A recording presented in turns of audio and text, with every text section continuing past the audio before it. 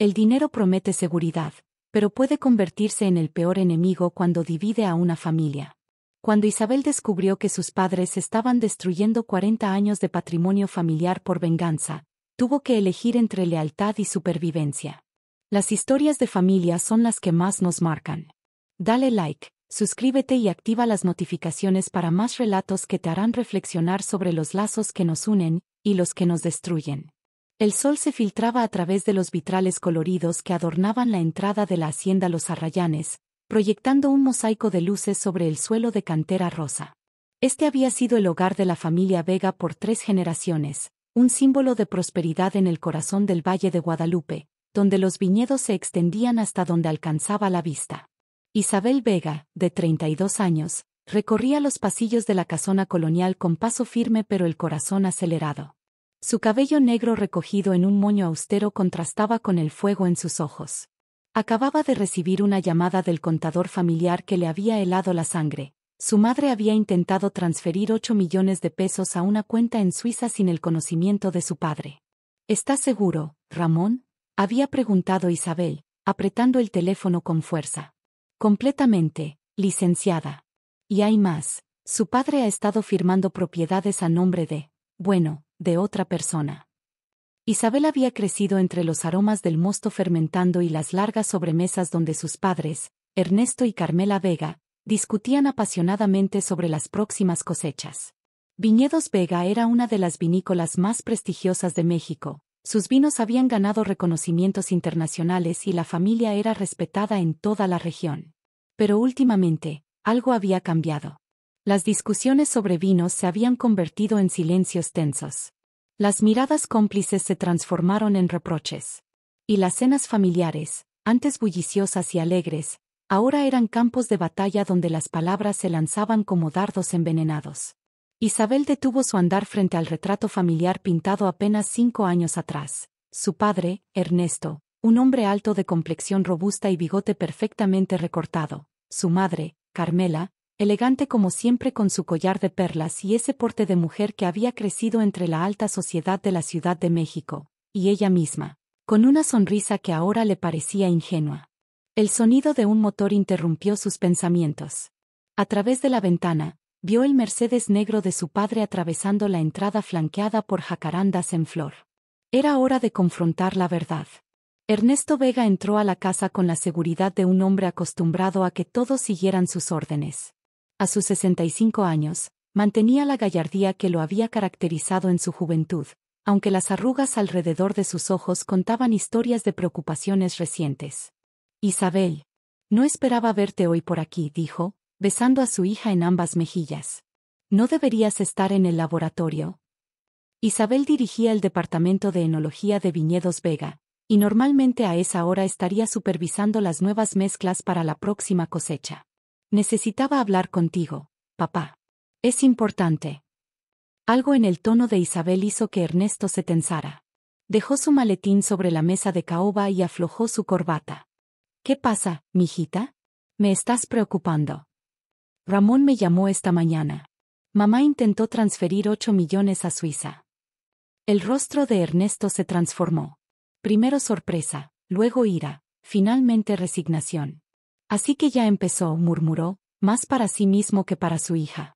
¿Qué empezó, papá? ¿Y por qué Ramón también me dijo que estás firmando propiedades a nombre de otra persona? Ernesto se sirvió un whisky del gabinete, dándole la espalda a Isabel mientras buscaba las palabras. Tu madre y yo vamos a divorciarnos. Las palabras cayeron como un rayo en medio de la sala. Isabel se dejó caer en el sillón de cuero, aturdida. Sus padres llevaban 42 años casados. Eran la pareja modelo, los pilares no solo de la familia sino de toda la comunidad vinícola de la región. ¿Por qué? ¿Desde cuándo? Desde hace tiempo las cosas no están bien, Isabel. Pero eso no justifica lo que está haciendo tu madre. Esos 8 millones son parte del capital operativo de la empresa. Si esa transferencia se completa, no podremos pagar la nómina del próximo mes. Isabel sintió que el suelo se movía bajo sus pies. Viñedos Vega empleaba a más de 200 personas, muchas de ellas familias completas que habían trabajado para los Vega por generaciones. ¿Y lo que dijo Ramón sobre las propiedades, es cierto? Ernesto dio un largo trago a su whisky antes de responder. Tengo una hija, Isabel. Fuera del matrimonio. La confesión quedó suspendida en el aire como el aroma a humo después de un incendio. Isabel sintió náuseas. ¿Una hija? Tengo una hermana. Se llama Mariana. Tiene 24 años. Su madre una relación que tuve. Carmen se enteró hace 3 meses. Isabel hizo rápidamente las cuentas. 24 años. Ella tenía 32. Su padre había mantenido esta otra vida durante todo ese tiempo, simultáneamente con la vida familiar que ella creía perfecta. ¿Y le estás dando propiedades de la familia? Propiedades que serán mías algún día. La expresión de Ernesto se endureció. Son mis propiedades, Isabel. Y Mariana también es mi hija. Tiene tanto derecho como tú. Antes de que Isabel pudiera responder, la puerta principal se abrió de golpe. Carmela Vega entró como una tormenta. A sus 62 años, seguía siendo hermosa, aunque ahora su rostro estaba contorsionado por la ira. Veo que ya estás poniendo a nuestra hija en mi contra, espetó a Ernesto sin siquiera saludar. Luego, volviéndose a Isabel, ¿te contó tu padre de su amante? ¿De la bastarda que tuvo con ella? ¿De cómo ha estado desviando ganancias de la empresa durante años para mantenerlas? Carmen, por favor, no es el momento, intentó intervenir Ernesto. ¿Cuándo es el momento, Ernesto? ¿Cuándo termines de robarnos a mí y a Isabel? Isabel se levantó, colocándose físicamente entre sus padres. Basta los dos. No sé qué está pasando entre ustedes, pero destruir la empresa no es la solución. Tu padre ya la está destruyendo, contestó Carmela con veneno en la voz. Ha puesto 3 de nuestras parcelas más valiosas a nombre de su querida y de la mocosa esa. ¿Crees que me voy a quedar de brazos cruzados? ¿Y tu solución es vaciar las cuentas de la empresa? ¿Dejar sin trabajo a cientos de personas? Contraatacó Isabel, sintiendo por primera vez en su vida que podía enfrentarse a su madre. Ese dinero me pertenece. He sido la directora financiera de Viñedos Vega durante 40 años. Sin mí, tu padre jamás habría llegado a donde está. La discusión escaló rápidamente. Gritos, acusaciones, recuerdos dolorosos desenterrados como cadáveres de una fosa común. Isabel observaba a sus padres destrozarse mutuamente, incapaz de reconocer en ellos a las personas que la habían criado. Esa noche, en la soledad de su apartamento en el centro de Ensenada, Isabel lloró hasta quedarse dormida. Al día siguiente, despertó con una claridad que no había sentido en mucho tiempo.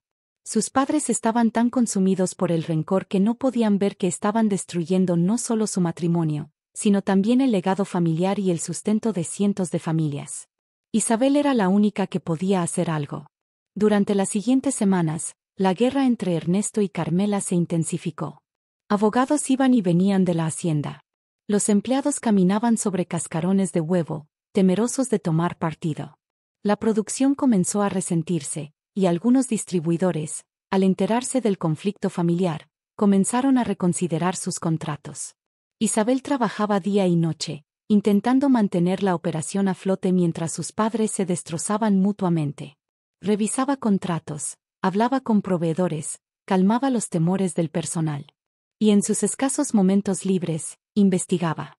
Descubrió que, efectivamente, su padre había puesto 3 parcelas de viñedos a nombre de Mariana y su madre, Alejandra Soto, una ex empleada de la bodega. También confirmó que su madre había intentado desviar fondos no una, sino 3 veces, y que había estado ocultando ganancias durante años en previsión de este momento. Una tarde, conduciendo hacia uno de los viñedos más alejados para supervisar la poda, Isabel tomó una decisión. Sacó su teléfono y marcó un número que nunca antes había llamado. «Hola», respondió una voz joven al otro lado de la línea. «Mariana Soto», preguntó Isabel, con el corazón martillando contra su pecho. «Sí, ¿quién habla?» «Soy Isabel Vega. Tu hermana». El silencio que siguió pareció eterno.